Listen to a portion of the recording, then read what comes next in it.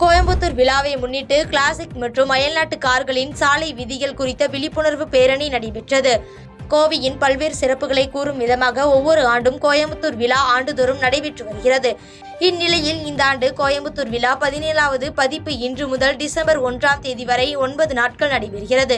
இந்நிலையில் கோயம்புத்தூர் விழா மற்றும் கோவை சிட்டி ரோட்டரி சங்கம் இணைந்து கிளாசிக் மற்றும் அயல்நாட்டு கார்களின் கண்காட்சி மற்றும் சாலை விதிகள் விழிப்புணர்வு பேரணியை நடத்தியது.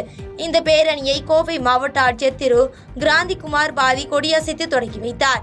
இந்த பேரணியானது காஸ்மோ கிளப் வளாகத்தில் இருந்து தொடங்கி லட்சுமி மில்ஸ் உள்ள லூலு மால் வளாகத்தில் பொதுமக்கள் காட்சிக்காக வைக்கப்பட்டுள்ளது. இந்த கண்காட்சியில் 1931ஆம் ஆண்டு முதல் 1950ஆம் ஆண்டு வரையில் உள்ள சுதந்திரத்துக்கு முன் பயன்படுத்திய பல்வேறு வகையான கார்கள், பழைய மாடல் கார்கள் கண்காட்சியில் இடம்பெற்றுள்ளன. பாதகம் செய்பவரை கண்டால் நாம் பயங்கொள்ளலாகாது பாப்பா, மோதி மிதித்து விடு பாப்பா, அவர் முகத்தில் உமிழ்ந்து விடு பாப்பா. அண்மை செய்திகளை உடனுக்குடன் தெரிந்து கொள்ள இணைந்திருங்கள் இயம்நாடு தொலைக்காட்சியுடன்.